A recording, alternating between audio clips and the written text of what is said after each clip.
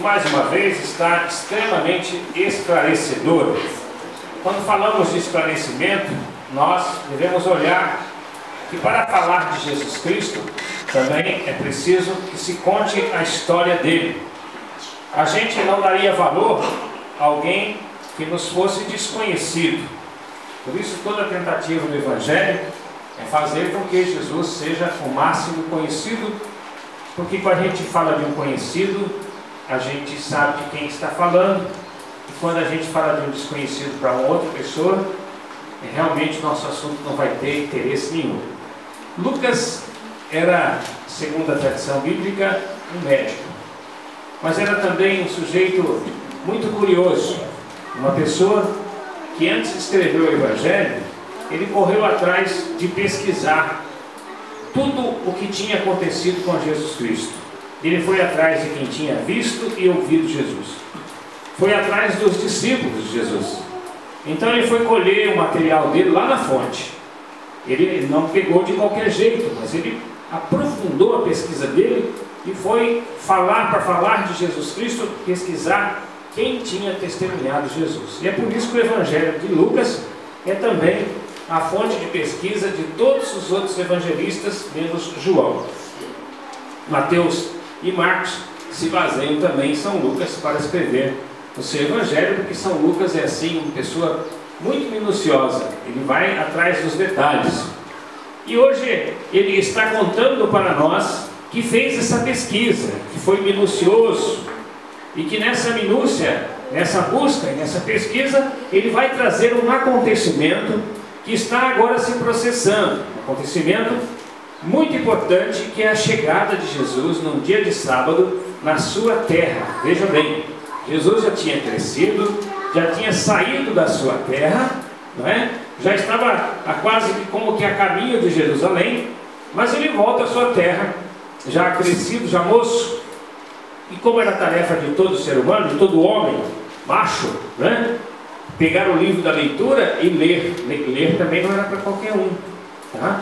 Se hoje, um tempo atrás, tinha muita gente que não tinha leitura, naquele tempo era muito pior, era muito pouco as pessoas que sabiam ler, muito pouco mesmo. Mas Jesus vai para fazer a leitura. E ele lê o trecho do Antigo Testamento, retratado no profeta Isaías, no capítulo 5 do profeta Isaías. E ali o profeta fala de Deus. O profeta fala de Jesus Cristo. O profeta está insinuando que o Espírito Santo vem sobre o ungido de Deus. E aí Isaías, que fala, o Espírito de Deus está sobre mim, porque me ungiu para anunciar a boa nova aos pobres, anunciar a libertação daqueles que são prisioneiros, recuperar a vista, fazer as pessoas andarem, enfim. Quando Jesus termina a leitura, ele fala como que para dizer: Isaías acabou de falar isso da minha pessoa. Tudo isso que Isaías falou de Jesus para a assembleia que estava lá, e a sinagoga era um lugar pequeno assim, pouca gente reunia, mas tinha sempre alguém para fazer a leitura do Antigo Testamento. O Novo Testamento não existia ainda. E aí ele diz: tudo isso que Isaías falou aqui acaba de ser cumprido. Em quem estava o Espírito de Deus? Em Jesus Cristo. Em quem estava a missão de anunciar a boa nova? Em Jesus Cristo. Em quem estava a missão de abrir os olhos das pessoas cegas, de fazer a pessoa deficiente caminhar? Em Jesus Cristo.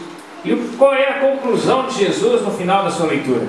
Hoje se cumpriu esta passagem que vocês acabaram de escutar. Veja bem a coragem de Jesus.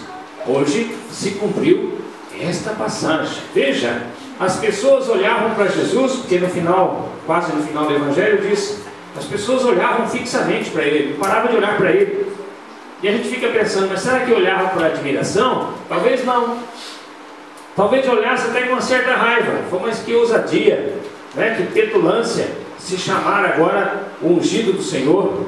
Muita gente admirava Jesus, mas muita gente o odiava. E ele senta, entrega a leitura e senta. E as pessoas olham para ele. Jesus sempre foi aquele que arrastou muita gente atrás de si. Alguns iam para escutar o que ele falava.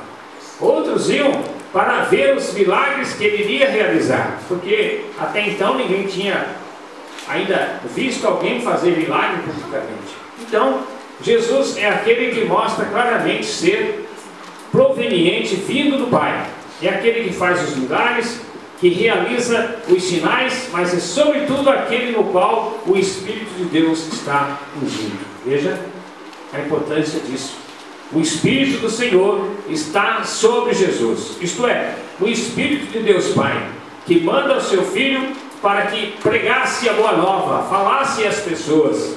E aí, a tarefa e o trabalho de repercutir, de fazer isso, dar continuidade, de fazer as outras pessoas conhecerem esse ungido do Senhor, é tarefa de cada cristão de hoje, cada pessoa de hoje. E a primeira leitura é muito bonita. Vou contar mais ou menos com vocês por que tem lá a primeira leitura. Nós vamos fazer o favor de pegar alguns trechinhos.